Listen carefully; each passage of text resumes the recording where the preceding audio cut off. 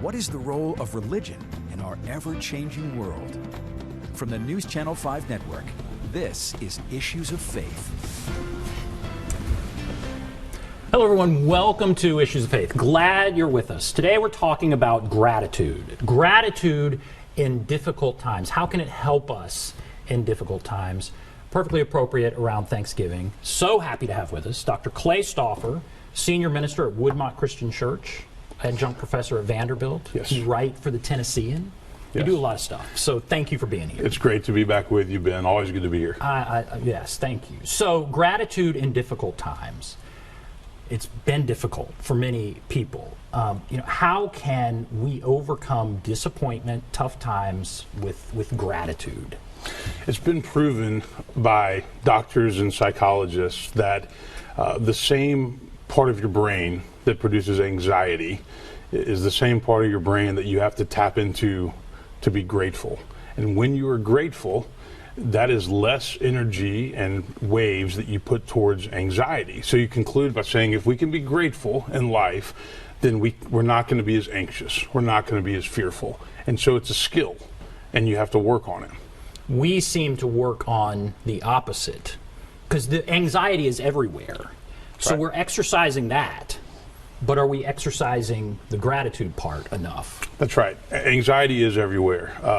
Jonathan Haidt's recent book called The Anxious Generation talked about what social media and smartphones are doing to not just the younger generation, but all people.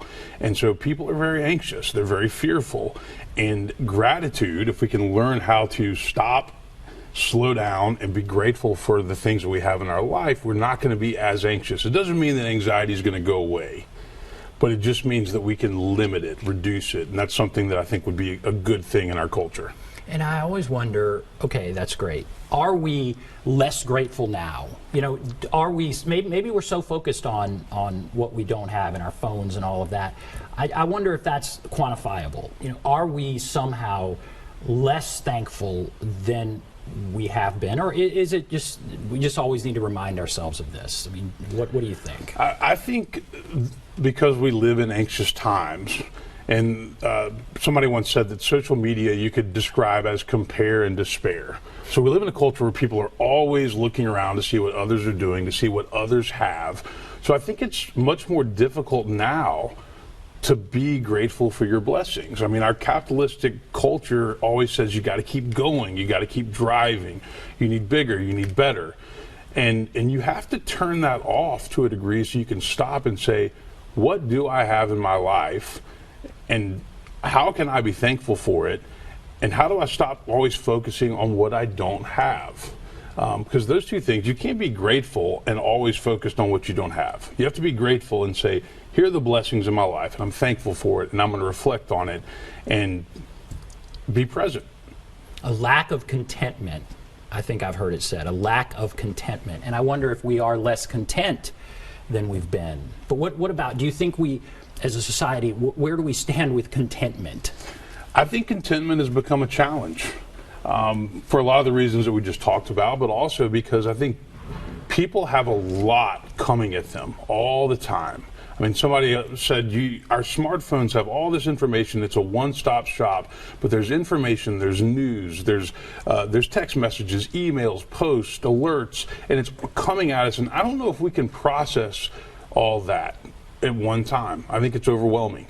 And so I think what we have to do is, again, we have to learn to turn it off so that we can be in the present moment. And I don't think Western culture is very good at that. I think there's some Eastern religions and more Eastern philosophies that are much better about that, but Western culture is very multitask-oriented, fast-paced, driven, and I think that makes gratitude much more challenging.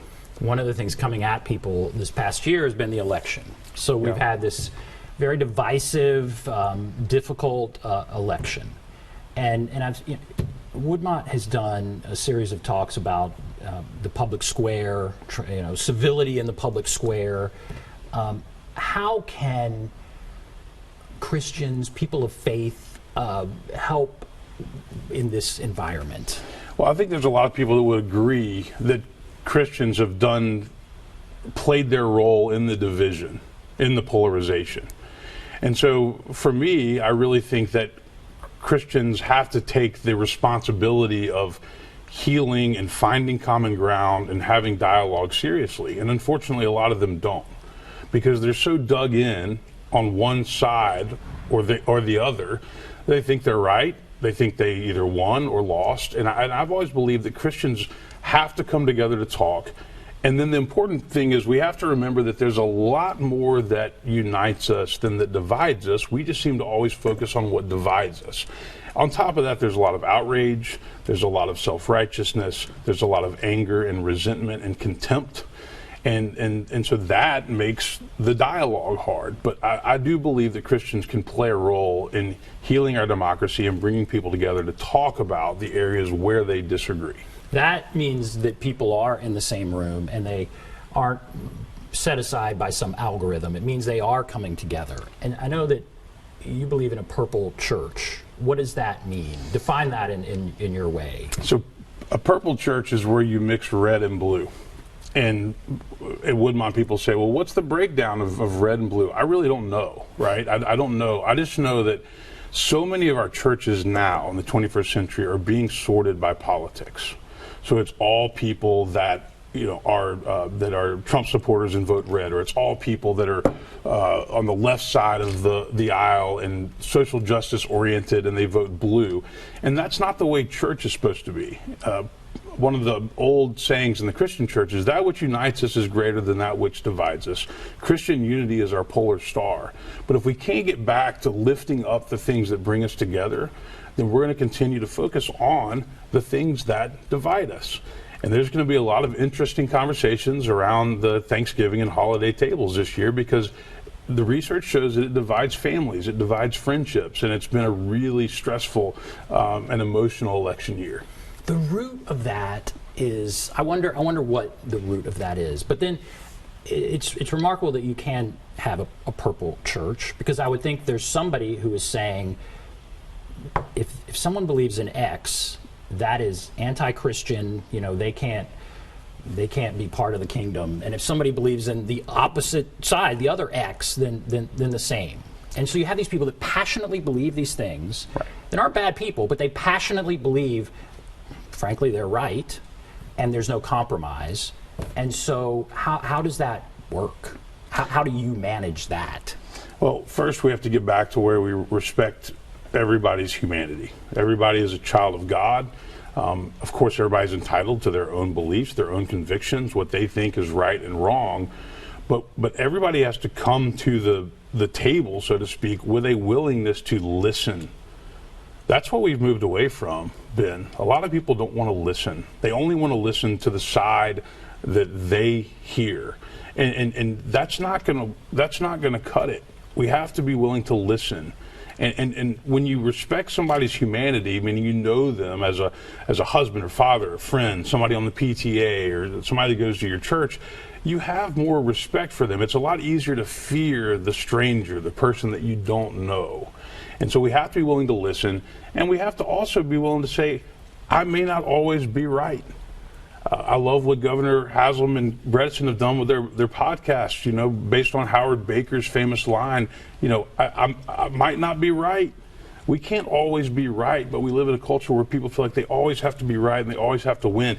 And many of the issues that we talk about in the forums and the speakers that we bring in are complex issues.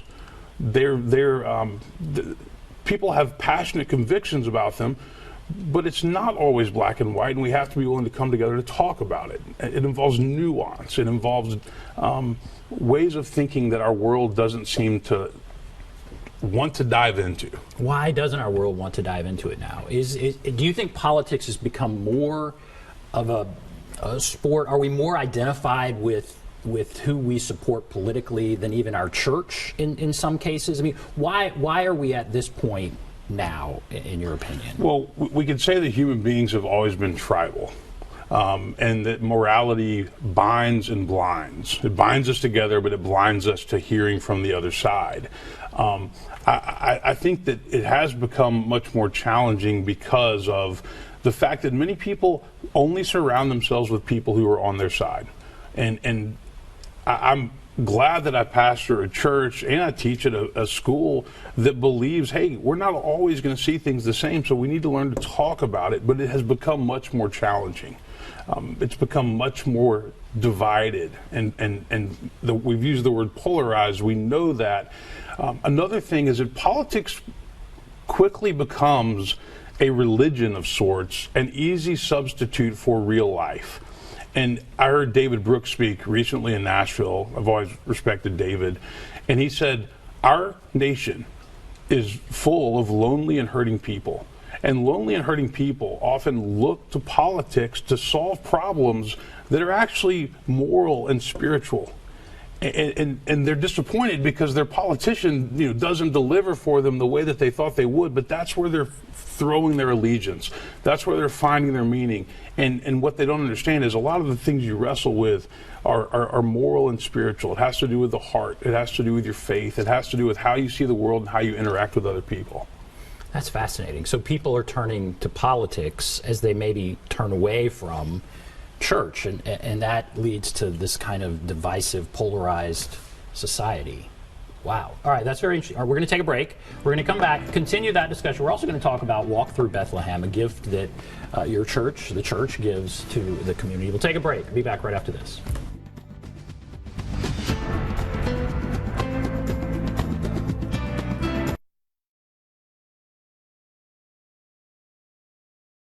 Welcome back, everyone, to Issues of Faith. We have with us Dr. Clay Stauffer, Senior Minister at Woodmont Christian Church, Adjunct Professor at Vanderbilt, writes for the Tennessean.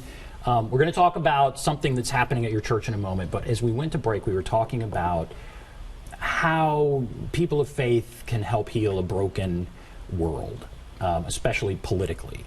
You mentioned at some point in there that there are some, perhaps many, who feel the church is partially responsible for making society so polarized. Sure. What about that? Well, I mentioned that a lot of people are now choosing churches based on politics, which is not the way churches are supposed to be formed. So they try to figure out, am I going to be surrounded by people who vote like me, who live like me? And I think that's become a problem, because what you have is you got red and blue churches. And so I've always used the phrase purple church, because I don't want the church to be based on politics. I want the church to be based on Jesus and the things that bring us together. And then we come back in and talk about the areas where we disagree and have different convictions, and we do that in a civil manner. And I see that as largely missing in our culture. And I think that's a problem. Now, if politics take over the church, it becomes a false god. And that happens a lot.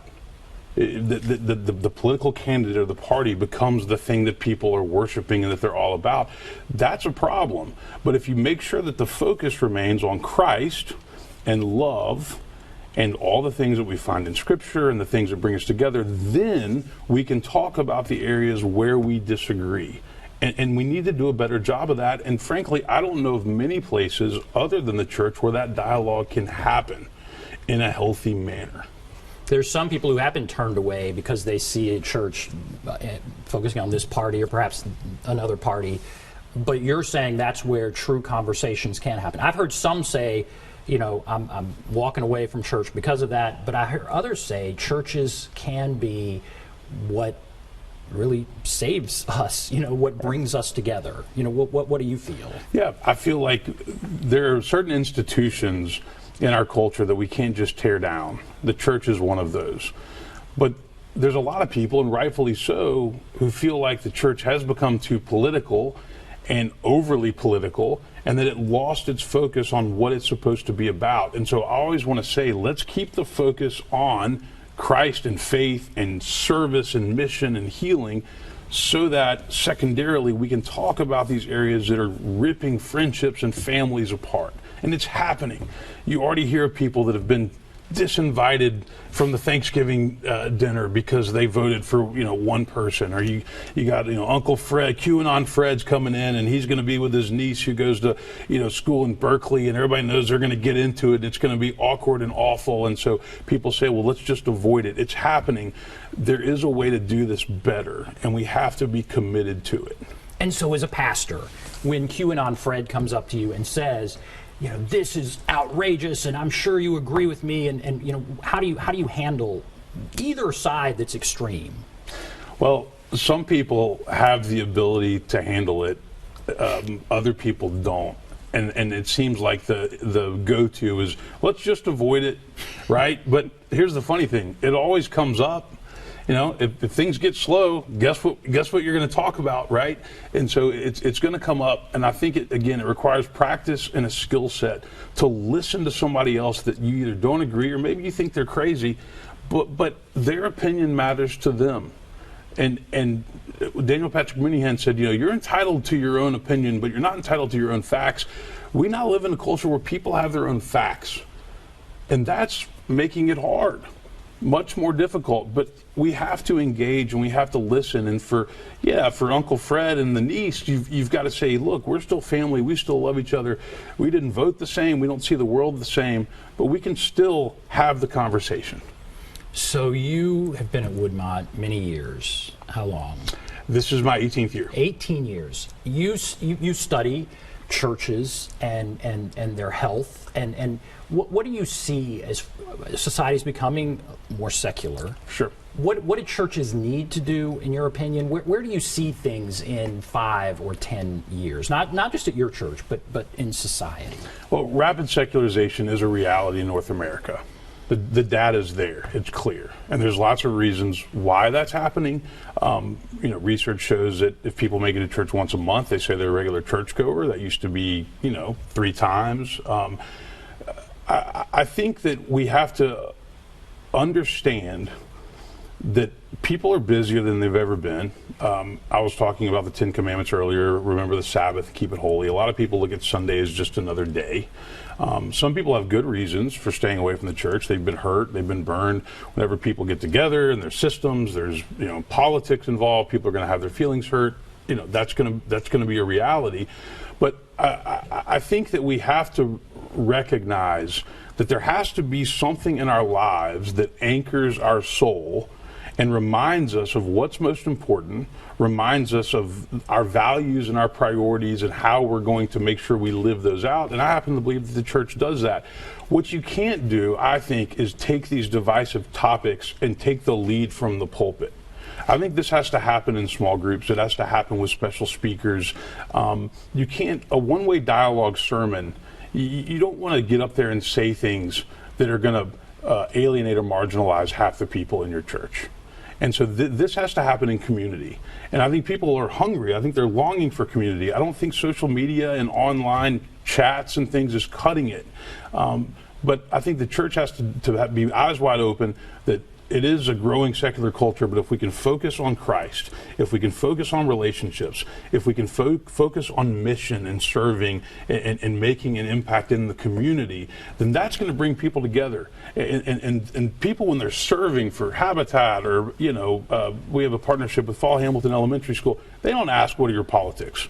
You're out there making a difference and you're serving together, and you know that that's a fulfilling feeling. People are desperate to feel like they're making a difference and serve, and that's a vital thing. All right, I want to talk about, in these final moments, something that's coming up, Walk Through Bethlehem. Yes. What is Walk Through Bethlehem? So Walk Through Bethlehem is a tradition at Woodmont that has been going on for over 40 years. I believe it started back in 1983, and the best way to understand it is it's like a live nativity scene on steroids. It is a massive production that our church does. We're looking at it right now. There's a camel there. The second Sunday of December. It's on December 8th this year. And we invite people from all over Middle Tennessee and people driving from other states to come and walk through our church, which is transformed into the village of Bethlehem, the way it would have felt when Jesus was born. And it is one of those great traditions that bears witness to what Christmas is all about. And so anybody is welcome. Anybody can come. You start off in the sanctuary, you hear some Christmas music, and then you go walk through Bethlehem, take as long as you want. And right there in Green Hills, in the heart of the mall and the secular society, we say, this is why we have Christmas. And this is something that brings people together. So this happens from 12 to 6 p.m. Correct. So you could come at any time. And How many people go through this? That's always debated. The safe answer is thousands, but I think we can see 5,000 to 6,000 people walk through Woodmont on that given day. The census is always tough. It's 400 people in costume, people working in the kitchen, working the parking lot. It's a massive production, but thousands of people come through, and they literally feel like this is what it was like when Jesus was born in Bethlehem of Judea, which obviously changed the world forever. Why do you think this is impactful? Why do you think it's important? Why do you think so many people are drawn to this and are impacted by it? What is it about walking, going back in time in a sense and walking through what Bethlehem likely looked like? What is it about that? Well, I think we all love Christmas for lots of reasons, and both secular and spiritual. We love the parties and the celebrations, and we love the concerts and the lights and all that. But at the end of the day, Christmas is about the birth of Christ, the Prince of Peace coming into the world, the light shining in the darkness. And we still have a lot of darkness. And so when people come and they walk through and they end up out in the courtyard where the nativity is set up and the animals and the wise men, I think they're just kind of overcome with gratitude and joy and emotion. And they remember what Christmas is all about in a world that can take us down so many different paths that can be full of anxiety and fear and pain and hurt.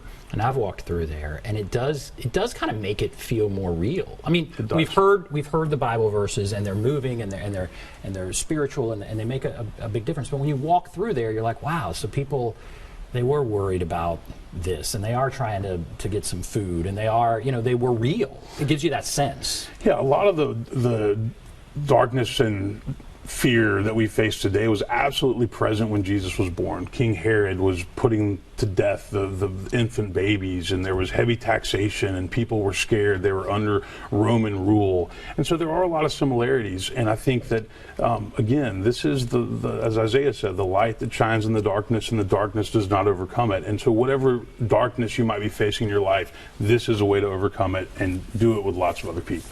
Well, I want to thank Dr. Clay Stauffer for being with us, Woodmont Christian Church, and talking about all kinds of stuff. So thank you for coming on Issues of Faith. Thanks to all of you for watching Issues of Faith. Have a great day, everybody.